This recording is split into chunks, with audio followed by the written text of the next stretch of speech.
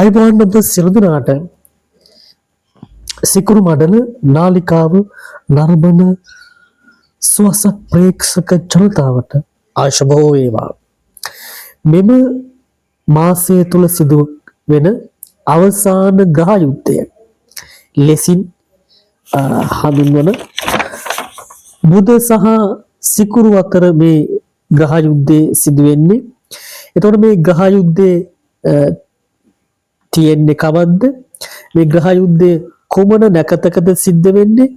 මේ ග්‍රහ යුද්ධයෙන් ලංකාවට සිදුවන ගැටලු මොනවද කියලා මේ වීඩියෝ පටයෙන් අපි විශ්ලේෂණාත්මක බලමු. එහෙනම් මෙතෙන් සිට මේ එළඹෙන 29 වෙනිදා සිදුවන බුධ සහ සිකුරු අතර පැවතින මේ ග්‍රහ යුද්ධයේ ප්‍රතිඵල නිරීක්ෂණය මෙතෙන් සිට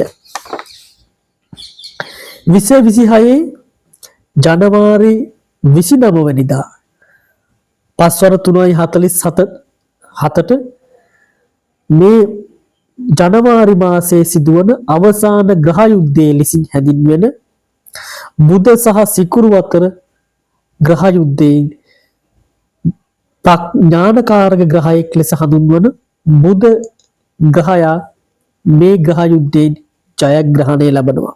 ඒ වගේම කලාකාරිය ලෙසින් හැඳින්වෙන සිකුරු ග්‍රහයා මේ ග්‍රහ යුද්ධයෙන් පරාජයට පත් වෙනවා. මේ ග්‍රහ යුද්ධය සඳුට අයත් චන්ද්‍රයාට අයත් සුවන නැකත තුල සිදු වෙනවා. ඒ වගේම සුවන නැකත කියලා කියන්නේ කාලවර්ණ, පුල්ලිංග, අදෝමුඛ, වායෝ භූත නැකතක්.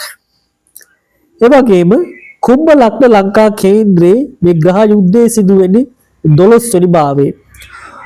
ඔබ දන්නවා 12 වෙනි භාවයේ නියෝජනය කරන කරුණු 12 වෙනි භාවයේ රෝහල බන්ධනාගාරේ ඒ වගේම රහස් මුක්ත ස්ථානයේ තමයි 12 වෙනි භාවයෙන් නියෝජනය කරන්නේ. ඒ අනුව ඉදිරි කාලය තුල ඉදිරි දින කිහිපය තුලදී රෝහල් බන්ධනාගාර ආශ්‍රිතව ඒ වගේම රෝහල් බන්ධනාගාර ආශ්‍රිතව යම් ප්‍රශ්න ගැටලු නිර්මාණය වීමට ඉඩ තියෙනවා. ඒ විතරක්ම නෙමෙයි සෞඛ්‍ය අංශයේ වෛද්‍යවරු සම්බන්ධව ගැටලු ඇති කරන බොහෝ විට එන්න පුළුවන්. රෝහල් ආශ්‍රිතව යම් සිදුවීමක් මුල් කරගැනීමෙන් උද්ඝෝෂණ පවා ඇතිවීමට ඉඩ තිබෙනවා. ඒ වගේම අභිරහස් গুপ্ত මරණවල වැඩිවීමක්ද මේ ගත කරන කාල සීමාව තුළ දෙන්න පුළුවන්. රහස් කුමන්ත්‍රණ එළි වෙන කාලයක් තමයි මේ ගත කරන කාල සීමාව තුළදී තියෙන්නේ. ඒ වගේම මේ මොහොත වන විට තත්කාල ලග්නය වශයෙන් මිථුන ලග්නයත් මකර නවාංශකයත් උදා වෙලා තියෙනවා. එහිදී ලග්නගතව වක්‍ර ගුරුද තෙවැන්නේ කේතුද අටවැන්නේ රවි බුධ සිකුරු කුජ යන ග්‍රහයන්ද නවවැන්නේ රාහුද දසවැන්නේ සෙනසුරුද 12 වැන්නේ සඳුද ගමන් කරලා තිබෙනවා.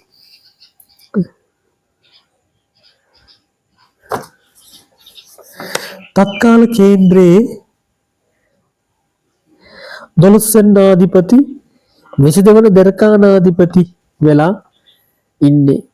කවුද මේ? සිකුරු ග්‍රහයා. එතකොට සිකුරු ග්‍රහයා නියෝජනය කරන්නේ කලාව තමයි සිකුරු ග්‍රහයා නියෝජනය කරන්නේ. ඒ අනුව කලා ශ්‍රේෂ්ඨයේ ඉන්න අයට ප්‍රසිද්ධ කලාකරුවන්ට සුබ නැති බව පෙනෙන්නට තිබෙනවා. ඒ වගේම ප්‍රකට කාන්තා චරිතයකට සුබවාදී නැති බවක් පෙනෙන්නට තිබෙනවා. යහපත් නැති බව පෙනෙන්නට තිබෙනවා. මේ මොහොතේ තත්කාල කේන්ද්‍රයත් කුම්භන ලග්න ලංකා කේන්ද්‍රය තුලත් මේ සිකුරු ග්‍රහයා පීඩාවට පත් වෙලා තිබෙනවා. ඒ නිසා මේ සිකුරුගේ පීඩාවට පත්වීම කාන්තා හිංසන ඒ වගේම කාම අපරාධවල යම් කිසි වැඩිවීමක්ද මේ ඉදිරි කාලය තුළදී පෙනෙන්නට තිබෙනවා. සිකුරුගේ පරාජය වීම සිකුරු සාගරයටත් කාරකයි. නිසා මේ ඉදිරි කාලය තුල සාගර භූකම්පන තත්ත්ව පවා මේ කලාපය තුල සාගර භූකම්පන තත්ත්ව පවා ඒකට හැකියාවක් තිබෙනවා.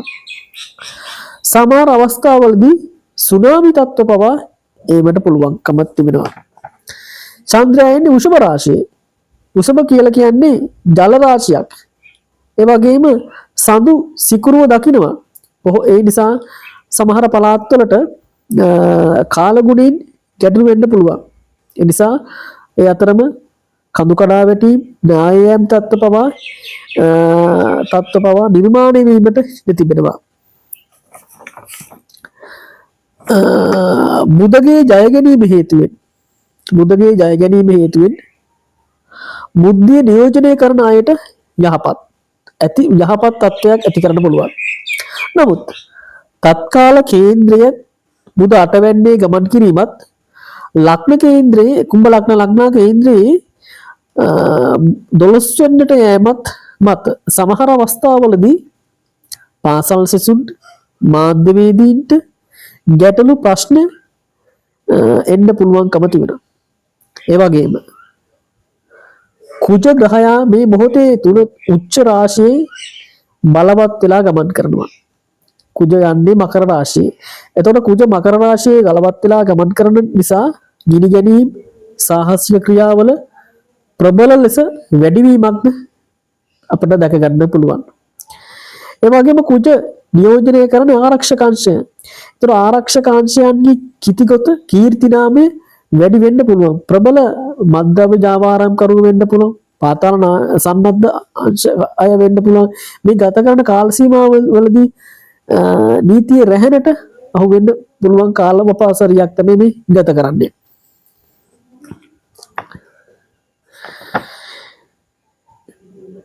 ඒ වගේම මේ මෙදිනට පවතින නැකත තමයි මුවසිරස නැකත. ඒ වගේ මුවසිරස නැකත ලබලා 14 වෙනි පැයේදී නපුරු වෙනවා කියලා තමයි පොත්පත්වල සඳහන් වෙලා තියෙන්නේ. බොහෝ වෙලාවට මේ මැති සමයේ උණුසුම් තත්ත්ව පවා නිර්මාණය වෙන පුවත් අපිට නිරන්තරයෙන්ම අසන්න ලැබෙන්න පුළුවන්. ඒ අනුව මේ ග්‍රහ යුද්ධයෙන් ඇත්තටම සිකුරු නියෝජනය කරන අංශ දුබලත්වයට පත් වෙනවා.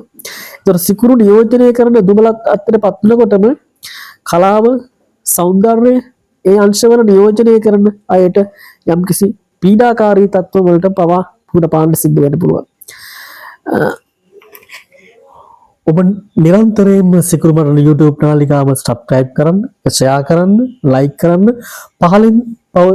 පහලින් තිබෙන bell button එක ඔබ මේක සක්‍රිය කරන්න. ඒ වගේම මේ ශ්‍රේෂ්ඨ සිටින ඉතා වටිනා සම්පත්දායකයන් අපිත් එක්ක පෙළ ගැසී සිටිනවා. ලංකාවේ අති දක්ෂ ජ්‍යොතිෂවේදීන්, ඒ වගේම තරුණ ජ්‍යොතිෂවේදීන්, ඒ වගේම ඊට අමතරව ආයුර්වේද වෛද්‍යවරුන්, ඒ වගේම මේ ආගමික සම්බන්ධ වැඩසටහන් මේ මෙකී නොකී විශාල දැනුම් සම්බන්ධ සහිත විශේෂයේ සිටින විශාල බුද්ධිමතුන් අපේ channel එක වටා නිරන්තරයෙන්ම රොක් වී සිටිනවා. එහෙනම් නැවත වරක් මේ හා සම්බන්ධ වීඩියෝ පටයකින් ඔබ හා සම්බන්ධ වෙනතුරු සැමට තෙරුවන් සරණයි. ආයුෂ බොහෝ වේවා.